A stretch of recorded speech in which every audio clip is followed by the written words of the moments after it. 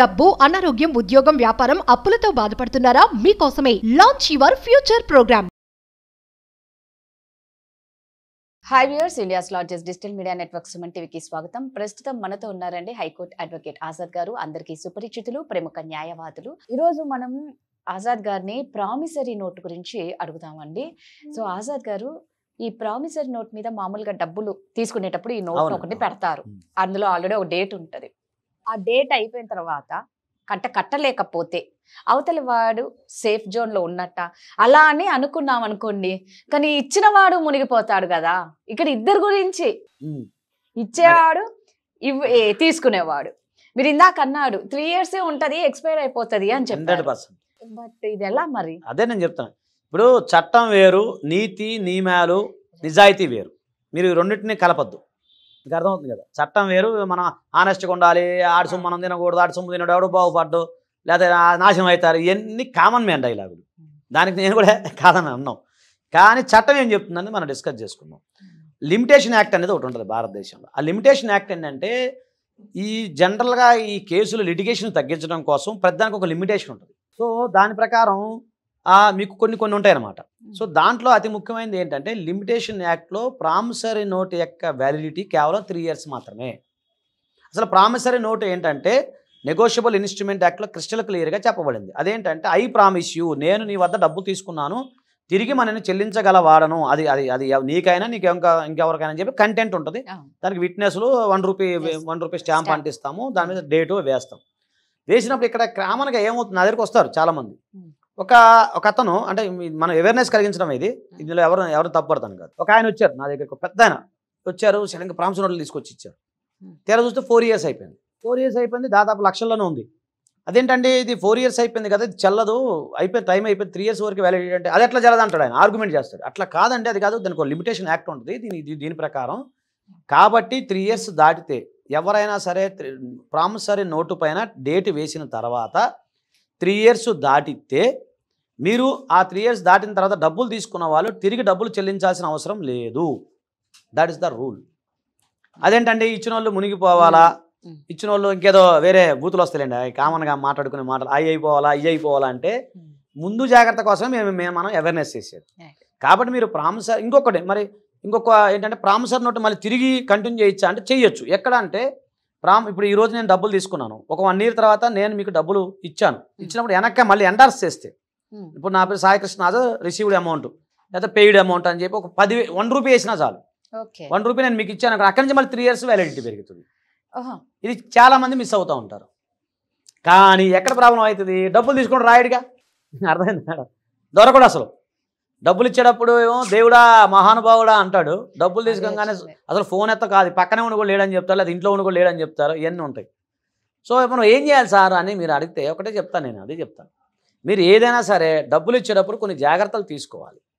అదేంటంటే, చెక్ తీసుకుంటాం కానీ, అలాగే కరెక్ట్గా ప్రామిసరీ నోటుకి సంబంధించిన ఏదైతే 3 years లోపే మీరు పే చేయాలని చెప్పి ఏదైనా కండిషనల్ ప్రామిసరీ నోట్ రాయించుకుంటాం కానీ, లేదు ఏదైనా ఇప్పుడు ఈ మధ్య తనఖా రిజిస్ట్రేషన్లు అవన్నీ ఉన్నాయి, అలాగా ఏదైనా ప్రాపర్టీకి సంబంధించి పెట్టుకుంటాం కానీ, లేదు అవన్నీ లేదంటే 3 years లోపు మాత్రమే మీరు ఇమీడియట్గా కోర్టులో లాయర్ గారిని సంప్రదించి నోటీస్ పంపించి కేసు ఫైల్ చేయటం కానీ, అవి అలాంటి జాగ్రత్తలు తీసుకోలే తప్ప అదేంటంటే మీరు చట్టం డబ్బులు అయితే ఎగ్గొట్టే వాళ్ళకి మీరు సపోర్ట్ చేస్తున్నారా అంటే, నేను ఎవరు సపోర్ట్ చేయను, నాకు ఎవరు చుట్టం కాదు, ఎవరేం కాదు. ఒకటి ఇంకోటి నేను ఏమంటానంటే, అందుకనే చెప్తున్నాను, ఎవరైనా సరే 3 years దాటితే మీరు ₹1 చెల్లించాల్సిన అవసరం లేదు. ఫస్ట్ ఆఫ్ ఆల్ గమనించండి. కాబట్టి మరి ఈ లోపల ఏం చేయాలంటే, ఇమీడియట్లీ మీరు కోర్టులోకి పిటిషన్ వేసుకోండి, వాళ్ళకి సంబంధించిన ఆస్తుల వివరాలు అవన్నీ మీ దగ్గర గ్యాదర్ చేసుకోండి. ఫస్ట్ డబ్బులు ఇచ్చేటప్పుడు అతనికి ఆస్తి ఏంటి, అతని ఆదాయం ఏంటి. ఇంకొకటి చెప్తాను మేడం, మీకు అతను డబ్బులు ఎందుకు ఇస్తున్నారని కూడా తెలియాలి.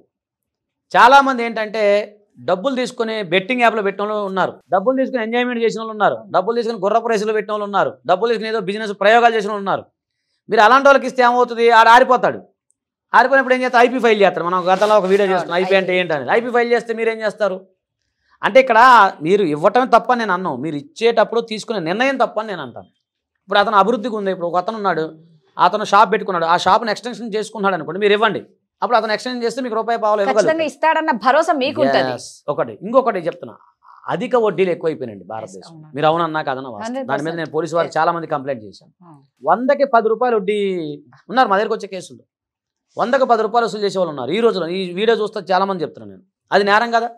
నేనమే కదా. మీకు ఇప్పుడు గవర్నమెంట్ ఇచ్చింది 2 రూపీస్ 24% తీసుకోమని గవర్నమెంట్ చెప్పింది, అంతవరకు వెళ్ళాలి.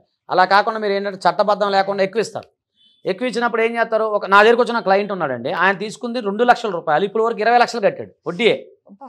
ఆయన వచ్చి ఏడుస్తున్నాడు, సార్ నేను 2 ఇయర్స్ నుంచి నా చెమట వచ్చి కడుతున్నా సార్, 100 రూపాయలు వడ్డీ సార్ అంటే, మరి పోలీసులను కంప్లైంట్ చేయకపోయావా అంటే చేద్దాం సార్. ఇప్పుడు అలాంటి విషయం మన టాపిక్ ఎత్తామనుకోండి, అంటే డబ్బులు ఇచ్చిన అంటే ఇక్కడ మీరు గమనించాల్సింది ఏంటంటే, మీరు న్యాయబద్ధమైన మళ్ళీ ఇంకో టాపిక్, సార్ మేము న్యాయబద్ధంగా వసూలు చేసినా డబ్బులు ఇవ్వట్లేదు సార్ అంటే కొన్ని జాగ్రత్తలు తీసుకోవాలి. అనుభవం న్యాయబద్ధం కలవాలి, డబ్బులు ఇచ్చినప్పుడు ఎలాంటి చూసుకోవాలి, ఇవన్నీ ఆలోచించాలి. కానీ తీసుకునే వాళ్ళన్నా అప్పుడు 100కు 10 రూపాయలు అన్నప్పుడు ఆ అవసరంలో తీసుకుంటారు, కానీ అది కూడా అది ఆలోచించాలి కదా. అది కూడా ఆలోచించాలి కదా మేడం. ఇంత పెట్టి వడ్డీ తీసుకోవడం అవసరమా అనేది కూడా ఆలోచించాలి. ఇప్పుడు దీని మీద ఆర్థికంగా బలంగా ఎలా ఉండాలి, ఆర్థిక అవసరాలు మనకి ఏంటి అనే దాని మీద ఇంకొక డిస్కషన్ పెడదాం. అది చాలా మందికి ఉపయోగం. అవును. కాకపోతే ఇప్పుడు మనం చెప్పాల్సింది ఏంటి, మీరు అవసరానికే డబ్బులు తీసుకోండి, అవసరానికే అతనికి దేనికి అవసరమో కనుక్కోండి. కొంతమంది నీకెందుకయా నేను డబ్బులు తీసుకుంటా, కట్టకపోతే నువ్వు అడుగు అంటారు. కట్టడం ఎలాగో ఇక్కడ ఉంటాడు, అడిపోతాడు. లేదా మాలాంటి లాయర్ ఐపీ ఫైల్ చేస్తాడు. మేము మీ లాయర్ ఏమంటే ఈ లాయర్ అట్ట చేశాడు అంటే, మీ లాయర్ అనుకునే పని కాదు, మీరు ఆలోచించాల్సింది మీ సెన్స్ అనేది పనిచేయాలి. కాబట్టి మళ్ళీ చెప్తున్నా, చట్టంలో లొసుగులు తెలుసుకోండి, దాని ద్వారా మీరు జాగ్రత్తగా ఉండండి. అది ఏంటంటే ఆ చట్టం అనేది మీకోసం నా కోసం రాసింది కాదు, చట్టం ఎవరి చుట్టం కాదు కదా, ఎవరు చుట్టం కాదు, అందరికి సమాజం కోసం రాసింది. కాబట్టి మళ్ళీ చెప్తున్నా, మీరు ఎప్పుడైనా సరే 3 ఇయర్స్ దాటితే మీరు ₹1 వసూలు చేసుకోలేరు, తీసుకున్న వాళ్ళు ₹1 కట్టడానికి అవకాశాలు లేవు. కాబట్టి జాగ్రత్తగా ఉండమని చెప్తున్నా. సో అదే మనం ఇచ్చేవాడు ఎలాంటోడు, మనం వడ్డీకి ఎంత వడ్డీ తీసుకుంటామో మనం కూడా కొంచెం అలర్ట్గా ఉండాలి. థ్యాంక్ యూ అండి.